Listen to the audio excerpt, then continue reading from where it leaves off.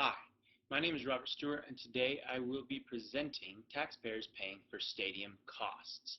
In this look-in, we look in why taxpayers are paying for these costs, and if so, how much are they paying, and is it reasonable to expect taxpayers to pay for these?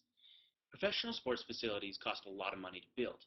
In Dallas, Texas, $1 billion was forked out to build AT&T Stadium, home of the Dallas Cowboys, for 8 home games a year.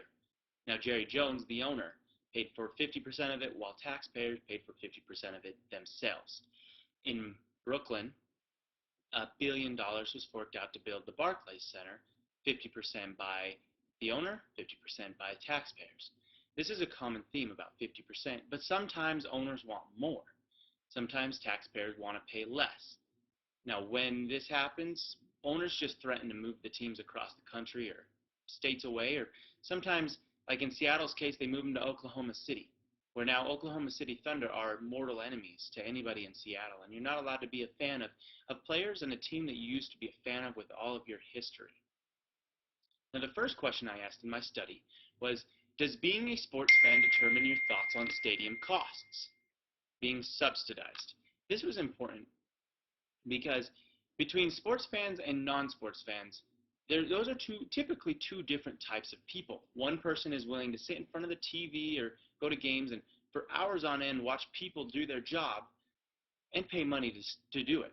So in this look, I have the graphic of a sport fan as well as subsidized costs. Now, 14 people overall were classified as sports fans and also wanted costs to be subsidized. Now, do you think subsidized or facility should be subsidized was a question, but to determine if you were a sports fan, I asked two questions.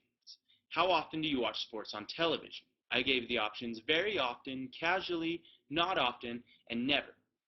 And as you can see by the graphic, a sports fan was somebody very often or at least casually. Now, the second question in this study I asked was, how often do you attend sporting events? I gave the options of 5 or more events a year, 3 to 4 events a year, 1 to 2 events a year, and 0 events a year. To classify as a sports fan, I figured at the very least 1 to 2 events a year, and more than likely 3 to 4 to 5 events a year. So this is how I determined if you were a sports fan or not a sports fan. And like I said, the exact question of, do you feel like costs should be subsidized was asked as well. So 14 people classified themselves as sports fans and also thought costs should be subsidized. 8 people in the study classified as non-sports fans and costs should be subsidized. 4 people qualify as a sports fan and non-subsidizing costs, meaning they like sports, but they think that owners should pay for their own stadium, as well as 4 people were non-sports fans and non-subsidized costs. This is surprising because I figured if you were a non-sports fan, you would be more along the lines of not subsidizing costs. But in fact, 8 people were non-sports fans and still feel like costs should be subsidized. This is an interesting finding. The second question I asked was, do taxpayers care where their tax money is being spent on? And based on the findings, yes, they do absolutely care. And this was a little surprising to me because the average person, 14 of the 30 people that took my survey, were in age group of 19 to 25. 19 to 25 puts you in the Generation X, which is a generation of the word or the phrase YOLO, which means you only live once. Doing stupid things and having an excuse to do it.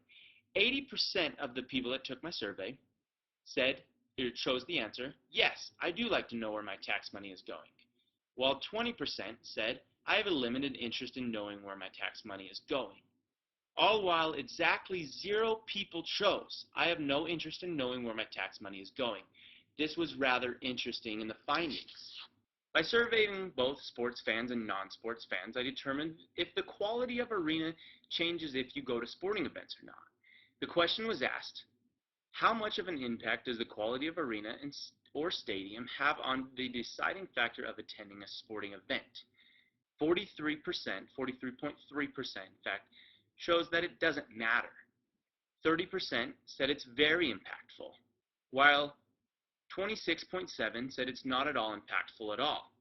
This is surprising because In the end, overall, a majority, 70%, said that the quality of arena or stadium doesn't matter or is not at all impactful.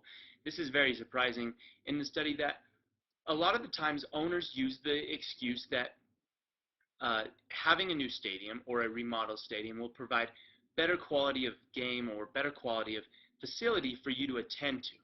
The next question I asked was, if franchises made the local economy money, would that affect your opinion on the topic? Now, in professional research, Robert Bauman, Robert Fade, and Victor Matheson zeroed in on the state of Florida to see if the lockouts have any effect on overall, if the lockout has any effect on tax revenue or tax money coming in. Now, the results were interesting. In Miami, home of the NBA's Heat, the sales tax figures showed a 0.00987 decrease during the lockout of 1998 and a decrease of 0.01347 during the lockout in 2011. The Florida Panthers of the NHL had a small decrease of 0.00739 during the lockout of 04-05, as well as in 94-95, an increase of 0.00353 in sales revenue. So this is interesting because one time during the lockout, when the Panthers of the NHL were locked out, one time the city made a slight, tiny bit more money, and one time they made less money. So hockey cancels each other out. While the NBA, both times, the city made a little bit less money, coming over to the overall effect that sports franchises do benefit the local economy at least a little bit. Now, the survey answers I received were very interesting. One responder that was against the funding of professional arenas said, taxes can be put to better use than the building of stadiums and arenas. Professional sports organizations make more than enough money to build the stadium itself. End quote. Another responder decided to lean on the fence of the controversial topic and not be wrong. Quote, I think that if sports teams make the city money, it's great that we as taxpayers invest in them. However, if they don't, I think the owner should pay for their own stuff. End quote. The last example of the survey was from somebody who thinks that professional sports teams positively affect the local economy. Quote, it would be nice to know that my tax dollars were contributing to local businesses in a roundabout way. Of the 26 responders, real thoughts and opinions were contributed and gave an understanding of how tax-paying adults feel about the costs being subsidized for professional sporting arenas. The conclusions can be drawn that being a sports fan changes your perspective on subsidizing costs for sporting facilities. Also, taxpayers are absolutely concerned where their tax money is spent. Of the responses, 80% chose, yes, I do like to know where my tax money is going. The other 20% replied, I have limited interest in knowing where my tax money is going. The quality of an arena or stadium has a very small effect on determining whether or not fans will attend those games. Nearly half of the responses chose doesn't matter as their answer. They may not even comprehend the stadium quality because the thought does not cross their mind. Professional sports teams do have a boost on the local economy, although very small. By determining what a boost was, anything over 0.001, tax revenue proved this to be true. Based on the conclusions, the formal recommendations of this report are to implement a standard where the owners of professional sports teams fund 50% of the bill, as well as taxpayers fund the other 50% of the bill. If the demand for professional sports teams and new facilities to house these teams continue to rise, a bill should be put in to keep the teams in those locations where they are currently located. Otherwise, teams will move city to city to find their new home. A standard of 50% by the owners and 50% by the taxpayers would create a premium to keep teams in place. That is all for my presentation. Thank you for watching and listening, and I hope you learned something. My name is Robert Stewart, and have a nice day.